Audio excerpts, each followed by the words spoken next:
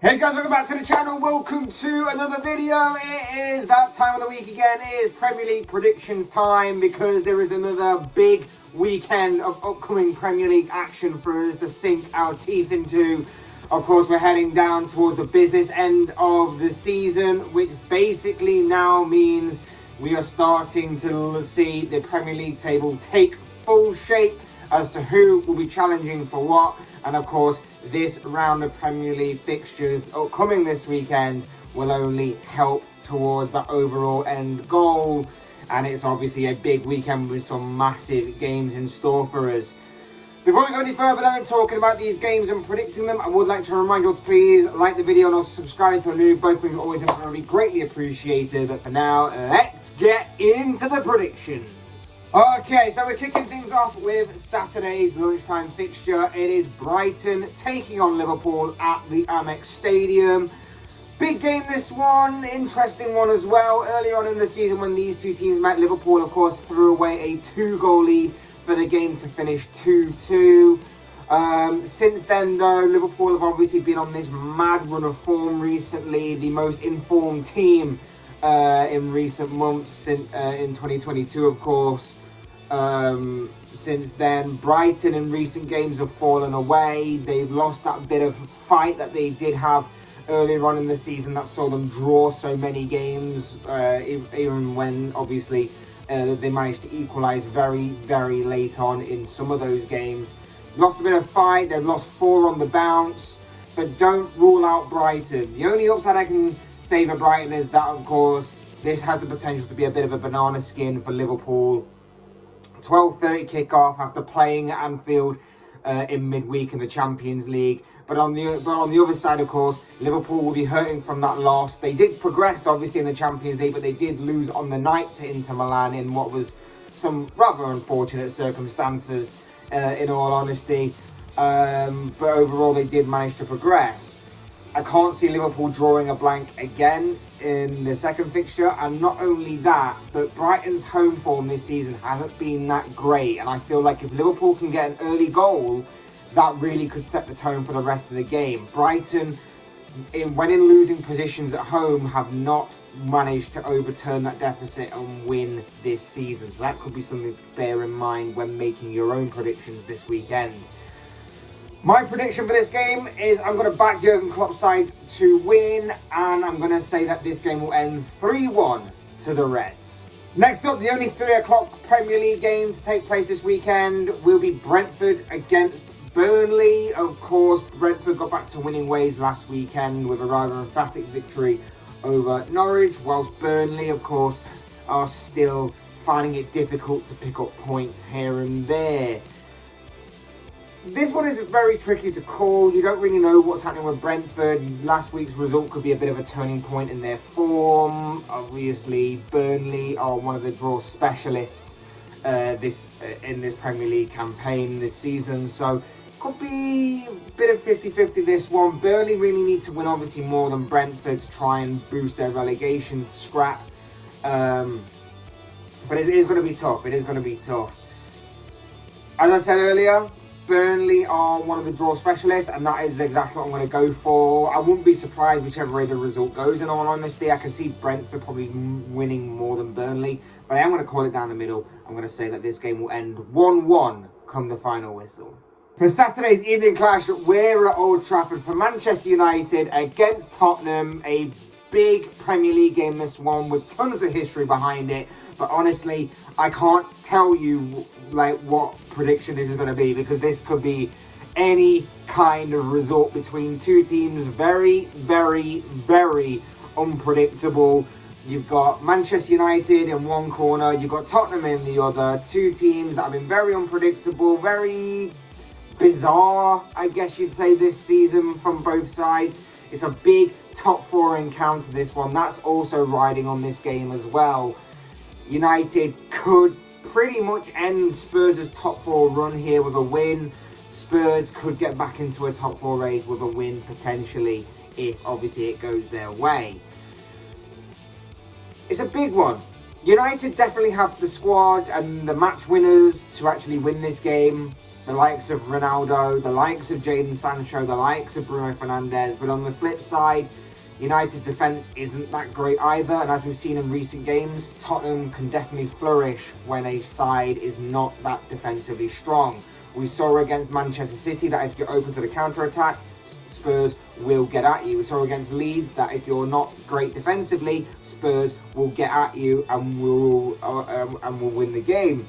But we saw against Burnley, if we're strong enough to resist the Spurs attack, you can do some damage to Spurs. United don't strike me as a team that will be that defensively solid. So I am leaning more towards Spurs on this, but I just have a feeling that with the match winners in the United squad, with the way that both teams kind of bottle things this season, I can see it being another draw. So I'm going to call it as 2-2 come the final whistle. Next up, we'll talk about Sunday's games, and first up, we come to Stamford Bridge, where Chelsea are set to take on Newcastle. Big game on Sunday between two teams that are fighting for different things. Chelsea are obviously fighting to maintain their powerful stance within the top four, of course, and hoping that Liverpool slip up as well to try and catch them. Whilst Newcastle are obviously battling relegation, but of course the Magpies are one of the more informed teams in recent weeks and months, picking up some big results within the past few months or so that have really helped Eddie Howe put together a very big fight against relegation. And right now, they're out of it and they are looking pretty strong. This could be a very interesting game. Of course, Chelsea have got a big Champions League encounter with Lille coming up midweek, but they do go into that one with a 2-0 lead over the French side. So maybe they will probably go put a bit more into this game rather than that Champions League game, because with all due respect, that game should be pretty much done and dusted there. But for this game, interesting one. A draw isn't out of the realms of possibility, but I'm just going to give Chelsea the slight edge. I think they may just have a bit more in the attacking third, and I'm going to say a bit more in the attacking third and a bit more defensively as well. And I'm going to say that Chelsea come out of this game as 2-1 winners. Next up, we're at Goodison Park for Everton against Wolves. Big clash, this one. Everton, these two teams, pretty poor form in recent games. Everton probably have the worst form going right now in the Premier League. I'm pretty sure that that's a fact. They have the worst form going in recent weeks, months, maybe even the whole of this year. Against the Wolves side that have lost 3 on the bounce. The Wolves have the wheels have sort of come off a little bit of Bruno Lage's Wolves side in recent games. So this one's going to be interesting, but you do sort of fear for Everton in going down. You sort of fear. Obviously, as a Liverpool fan, it's kind of funny and I kind of enjoy it. I'm more focused, obviously, on Liverpool. But when you cast your eye at some of your rivals, and obviously Everton are one of them, kind of funny. Sorry, Everton fans, it just kind of is. This game, a draw is possible. A draw certainly is possible. I think Everton do have the players to hurt Wolves, but at the same time, I think Wolves' solid defensive outputs, although not being particularly great in recent games, of course, like I mentioned, may still be enough to sort of stabilise and neutralise the Everton threat. Whilst at the other end, I think they do have the players that can definitely cause that Everton backline some harm.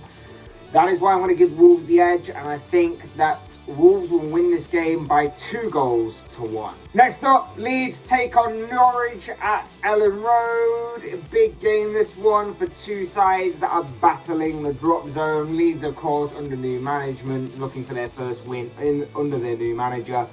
Coming up against a Norwich side, rock bottom, not having the best of times in recent games.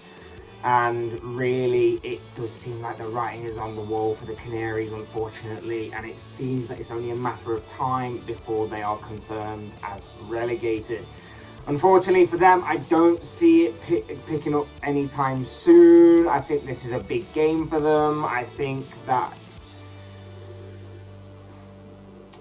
Again, it wouldn't surprise me with a draw, but I think that Leeds will come out of this game with the 3 points and ultimately harm Norwich's survival bid once again, and that is why I'm going to go for a 2-1 Leeds United win.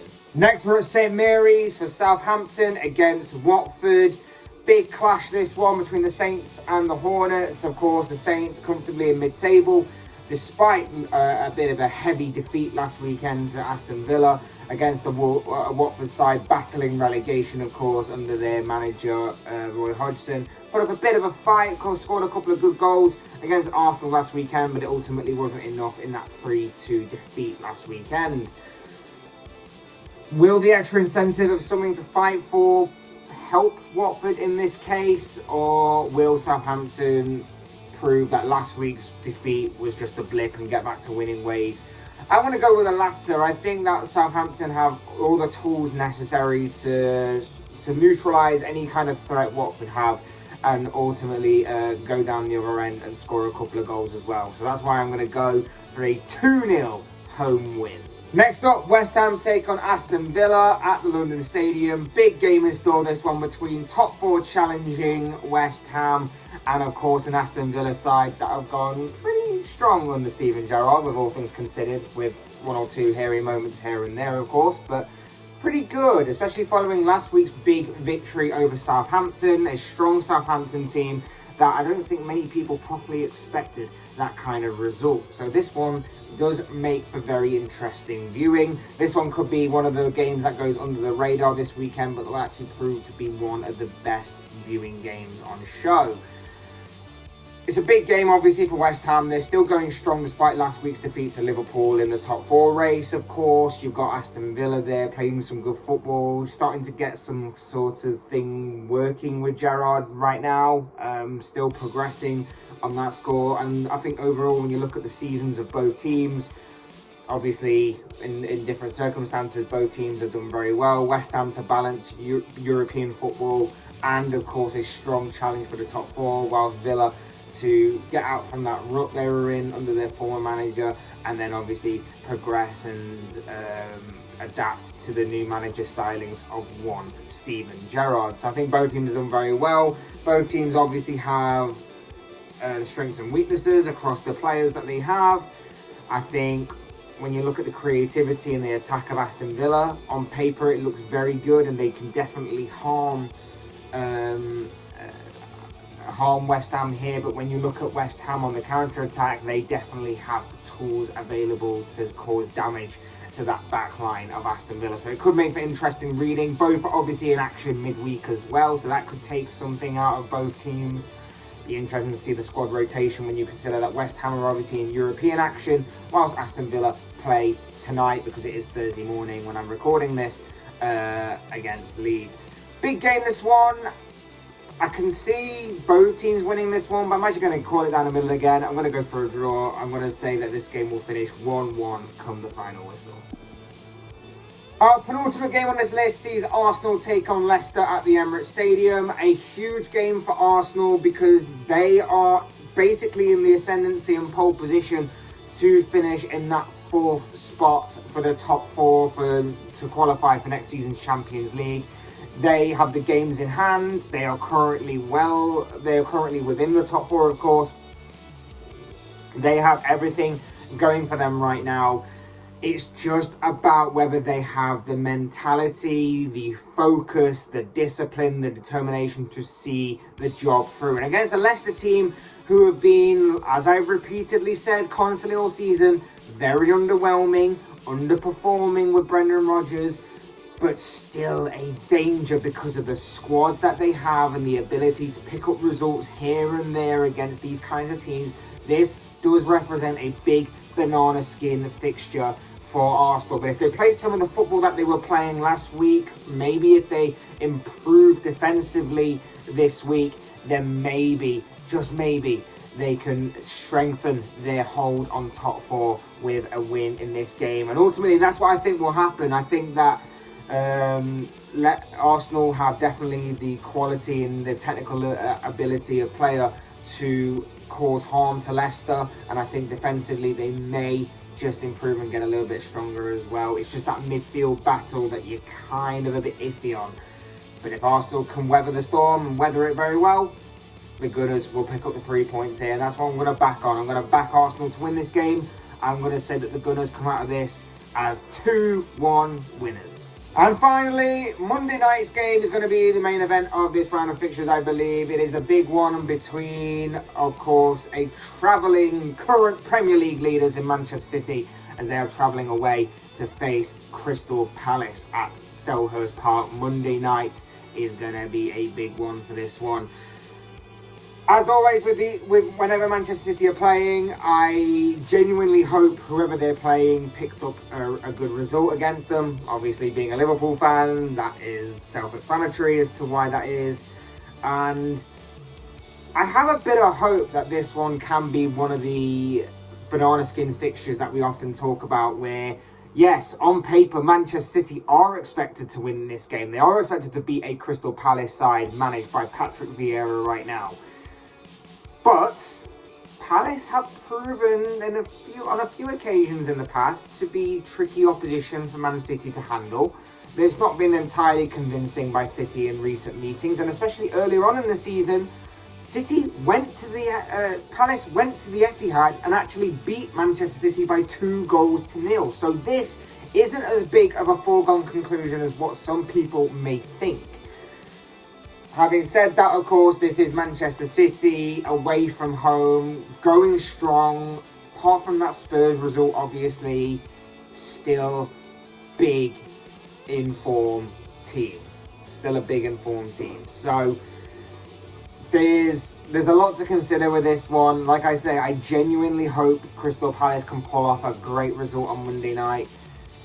But I just think City may have just a bit too much for them to handle, and that is why I'm going to have to say that Manchester City will win this game.